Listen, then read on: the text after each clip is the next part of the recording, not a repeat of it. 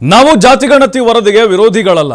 ಅವೈಜ್ಞಾನಿಕ ವರದಿ ಬಿಟ್ಟು ನೈಜ ಗಣತಿ ಮಾಡಿ ಅಂತ ಹಾವೇರಿಯಲ್ಲಿ ಮಾಜಿ ಸಚಿವ ಬಿಸಿ ಪಾಟೀಲ್ ಆಗ್ರಹಿಸಿದ್ದಾರೆ. ಬಿಜೆಪಿಯ ಮಾಜಿ ಸಚಿವ ಬಿಸಿ ಪಾಟೀಲ್ ಒತ್ತಾಯ ಮಾಡಿದ್ದಾರೆ ಸರ್ಕಾರಕ್ಕೆ.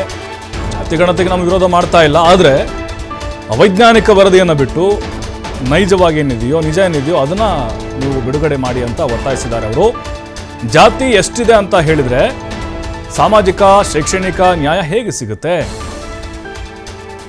ಅವರು ಹೇಳಿದ್ದೇ ವೇದವಾಕ್ಯ ಅಂತ ಹೇಳಿದ್ರೆ ಹೇಗಾಗುತ್ತೆ?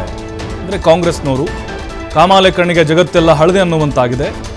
ಕಾಂಗ್ರೆಸ್ ನಾಯಕರದ್ದು ದಪ್ಪ ಚರಮಾಗಿ ಹೋಗ್ಬಿಟ್ಟಿದೆ. ಎಷ್ಟೇ ಬೈದರೂ ಕೂಡ ಅವರು ತಲೆ ಕೆಡಿಸ್ಕೊಳ್ತಿಲ್ಲ ಅಂತ ಮಾಜಿ ಸಚಿವ ಬಿಸಿ ಪಾಟೀಲ್ ಕಿಡಿಕಾರಿದ್ದಾರೆ. ಇದು ಸಂಪೂರ್ಣ ಜಾತಿ ಗಣತಿ ಅವೈಜ್ಞಾನಿಕ ಅಂತ ನಾವು ಹೇಳಿದ್ದೇವೆ. ನಾವು ಜಾತಿ ವಿರೋಧಿಗಳಲ್ಲ, ಜಾತಿ ಗಣತಿ ವಿರೋಧಿಗಳಲ್ಲ. ನಾವು ಭಾಳ ಸ್ಪಷ್ಟವಾಗಿ ಹೇಳ್ತೇವೆ, ನೈಜವಾಗಿ ನೀವು ಜಾತಿ ಗಣತಿಯನ್ನು ಮಾಡಿ, ಯಾವ್ಯಾವ ಊರಲ್ಲಿ ಎಷ್ಟೆಷ್ಟು ಯಾವ್ಯಾವ ಜಾತಿ ಇದೆ ಅನ್ನೋದನ್ನು ಸ್ಪಷ್ಟವಾಗಿ ಮಾಡಿಕೊಳ್ಳಿ. ತಾಲೂಕಲ್ಲಿ ಎಷ್ಟಿದೆ, ಜಿಲ್ಲೆಯಲ್ಲಿ ಎಷ್ಟಿದೆ ಅದನ್ನು ಮಾಡಬೇಕು.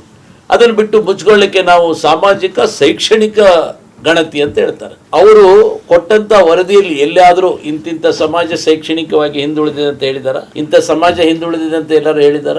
ಸಾಮಾಜಿಕವಾಗಿ ಇಂತಿಂಥವ್ರು ಹಿಂದುಳಿದಾರೆ ಅಂತ ಹೇಳಿದಾರ? ಈ ಜಾತಿ ಇಷ್ಟಿದೆ, ಈ ಜಾತಿ ಎಷ್ಟಿದೆ, ಈ ಜಾತಿ ಇಷ್ಟಿದೆ. ಆ ಜಾತಿ ಅಷ್ಟಿದ್ರೆ ಅದು ಸಾಮಾಜಿಕ ಶೈಕ್ಷಣಿಕ ಸಮೀಕ್ಷೆ ಹೇಗಾಗುತ್ತೆ?